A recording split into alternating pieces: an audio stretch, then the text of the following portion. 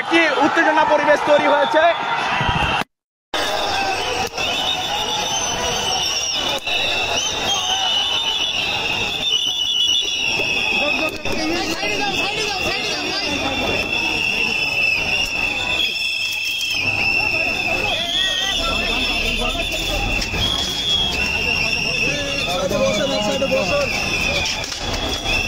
মাদ্রাসা শিক্ষকদের জাতীয়করণের দাবিতে আজ অষ্টম দিনের মতো অবস্থান কর্মসূচি পালনের সময় আলেম সমাজের হাতে ২১ সংবাদের প্রতিনিধি শাহিদুল ইসলাম সহ আরও বেশ কয়েকজন সাংবাদিক আহত হন।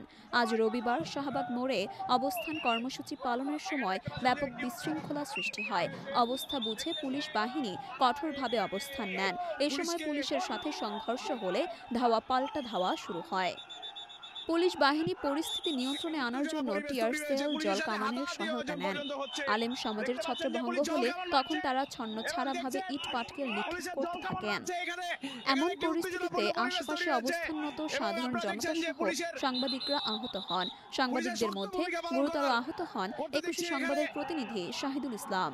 তার সঙ্গে যোগাযোগ করার চেষ্টা হলে তিনি জানান, পুলিশ যখন জল কামান মেরে ছত্রভঙ্গ করেন তখন মাদ্রাসার শিক্ষকেরা ইট পাটকেল নিক্ষেপ করা শুরু করেন। এ সময় একটি পাথর উড়ে এসে তার পায়ের গোড়ালিতে আঘাত করে, ফলে তিনি গুরুতর আহত হয়ে মাটিতে পড়ে যান। তখন পুলিশ এসে তাকে উদ্ধার করে নিরাপদ স্থানে নিয়ে যায়।